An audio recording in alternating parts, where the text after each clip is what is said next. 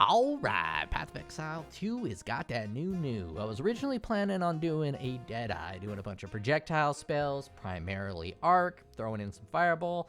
It would work, it would be awesome, it would mark all your nearby enemies, and it would create extra projectiles, but I already have a Pathfinder in the roster. I got a Monk on the roster, Titan, Chronomancer, so I kind of want to add a character to my standard roster that I don't already have. So we are pretty limited on options for what I can build with that information. We can go Deer Cuck, we can go Spear Cuck, we can go Blood Cuck, we can go Fire Cuck, or we can go Crossbow Cucks. And since there's 3 Crossbow Cucks, I think I'm going to go Crossbow Cucks. And each one of these Crossbow Cucks looks pretty damn good to me. Pretty damn good indeed. I think I'm going to pick the Tactician. The Tactician seems like just a win-win across the board. I'm not going to go through the changes. I'm sure you all have read the changes. But this is a guaranteed take. It's a guaranteed win. Then you're going to go and have these banners. And the banners, the way they have been now set them up, and they got a couple new ones, especially the movement speed banner, might be the hottest thing in the game. And on that potential of it being the hottest thing in the game, like you drop your banner, you run out of your banner, and I think you have like 4 seconds on one of the nodes, so you can have the banner for 4 seconds out of your banner, and you just drop the banner again. This could be way more powerful than people expect. So on that, I'm grabbing this. Or we can grab this bad boy, which is going to be great. I have never messed with Pin. I'm pretty excited to mess with Pin. Pin sounds really good for when you are not quite one-shotting bosses, but you're killing the boss in about 20 seconds, because you can rush into the boss room, you can blast them down, pin them, and then finish them off. Once you get so powerful, Pin's probably not the best option, but there's a sweet spot where I imagine Pin is excellent, because freeze is really excellent, and so are stuns really excellent at that point, but eventually you get so powerful you don't need the freeze or the stuns. But Pin seems like it might be a really good option as a starter as you're running through the campaign. Projectiles Pin, I think that'd be very handy through the campaign, especially on bosses. So that is really strong. Now, for armor and evasion, I plan on trying to use both armor and evasion's new abilities. I forget what they're called, but the armor one has your armor applies to elemental damage, and the evasion one has you gain 40% damage reduction if it procs. Now, I have a bunch of really potentially good ideas to be able to pump up armor and evasion and try to grab as much of both of those stats as possible, so that when you do get hit, you have high armor, which does a measly amount of mitigation to physical, but it'll do a ton of mitigation against elemental.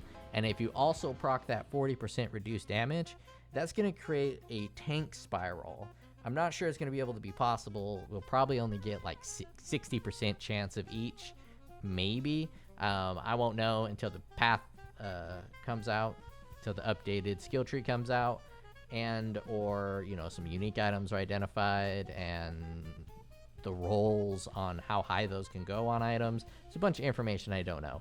But on the off chance I can get both of those bad boys into like the 70 to 80% range, oh man. Or if they add a new unique that pumps that up even more, the potential, I have to choose this class on that potential, right? Being that tanky would be spectacular. And then there's also Cannons Ready, which they have modified, and it'll be pretty good for totems, right? I think this class is looking very, very nice as a starter.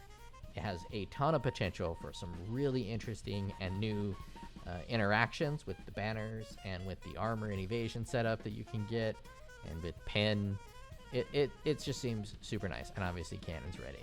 Now the Witch Hunter is getting the shenanigans. I'm talking about the Witch Hunter because if I pick the Tactician, I can easily re-roll into any of these other 2 classes. Now I'm no pro gamer, so I have limited time to play the game, so I can't run through and start a bunch of new classes for any other class I want to do. So on this one, I can run 3 different classes for the league, which is probably good, right? I just run these 3 classes, run a build of each, and I should be done. So the Witch Hunter has a bunch of new stuff. I'm not going to go through and read it, right? But you can get 100 passive skill points. And there's just a lot you can do with that, right? There's a lot you could try to do with that. So that is an interesting option and a really fun option. And that's the main reason, I think the Witch Hunter is pretty dope. But the Gimling Legionnaire is also pretty spectacular. Let's go over here to this Pathfinder, right? This little dildo gets this. You are unaffected by slows to get to this bad boy, which is 50% less movement speed penalty from using skills while moving. I love this node. This is my favorite node in Path of Exile 2 at this moment. I love it. Anytime you're doing a caster build, or, for me, it's going to be rapid fire crossbow, this is so goddamn fun. It turns it into like a run and gun.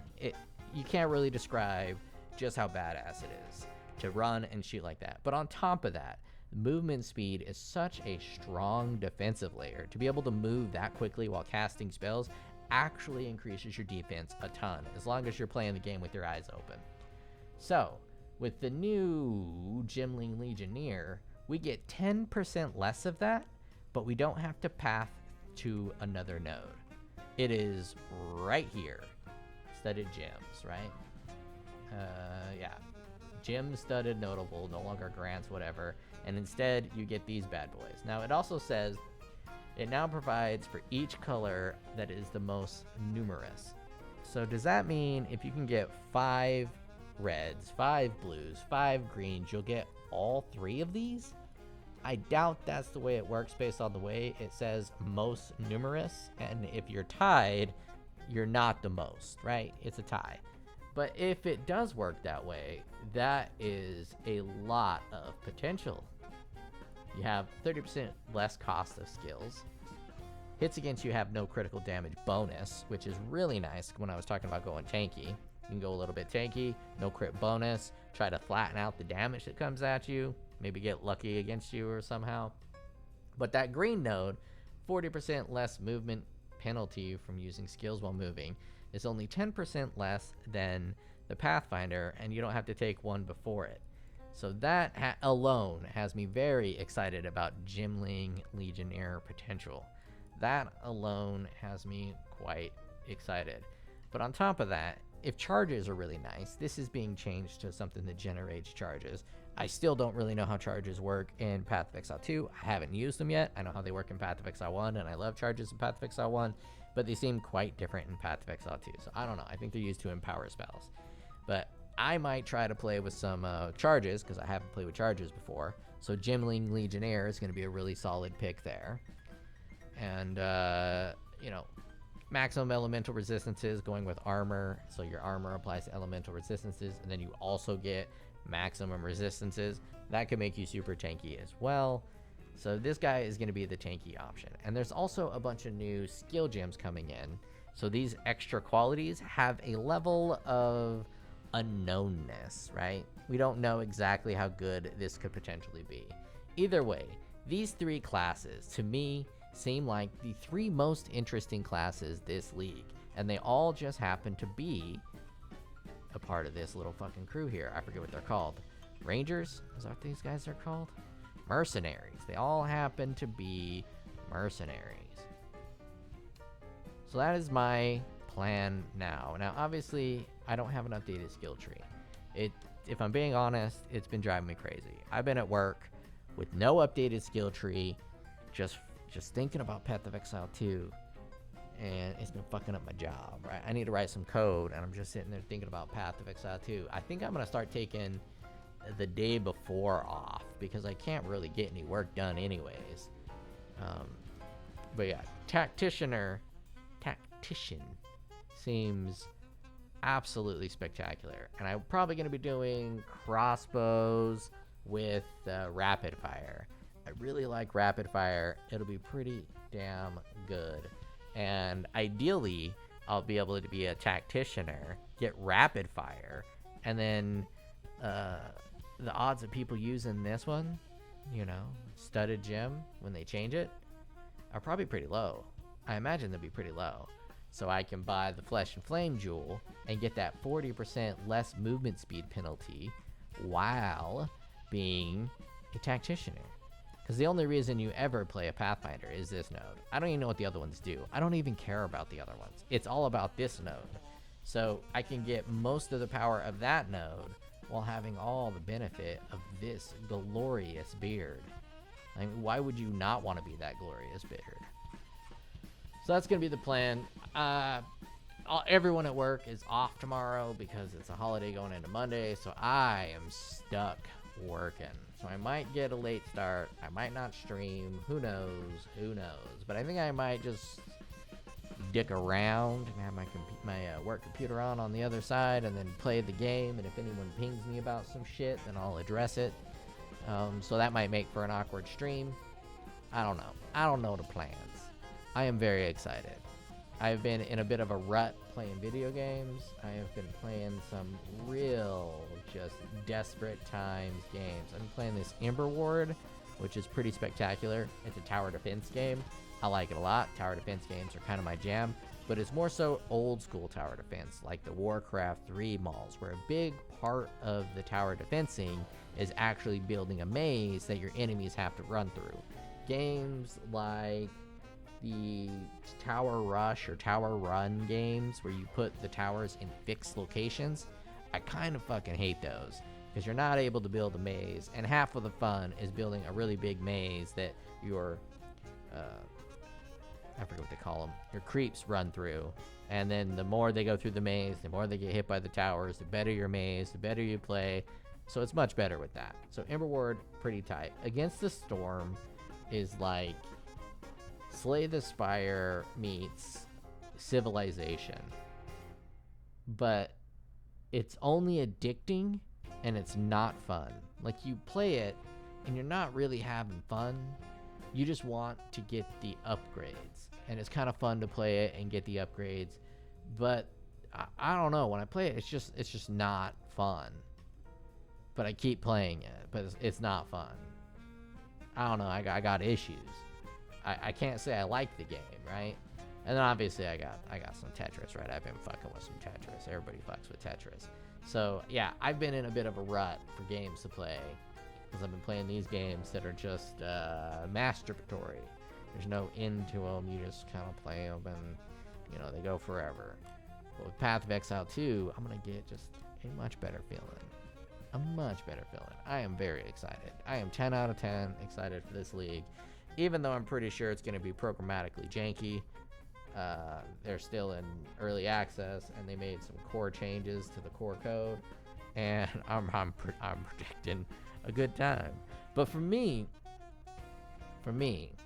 the best Path of Exile leagues are definitely the ones that are the most fucky-wucky. I remember Betrayal.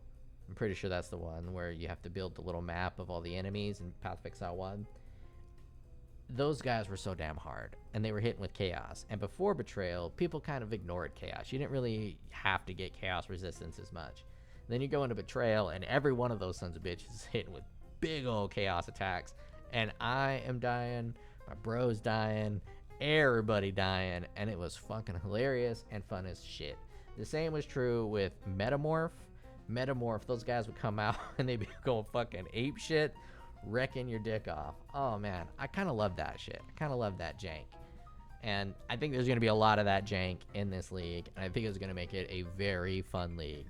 If you're like competitive and you care about like balance, this is probably going to be a pretty shit league for you. But if you like fun, janky, buggy interactions, I think this is going to be a good one, dude. I think we are going to have a damn good time, assuming the servers are even up. I think this is going to be a banger. Super excited. All right. I'm just still talking because when I click check for updates, there's no goddamn updates. I want the new tree. I want the new tree. I need the new tree. I need to know what I'm doing tomorrow. I need to know where I'm going. I need to know what the fuck is going on. Right? I need the new tree.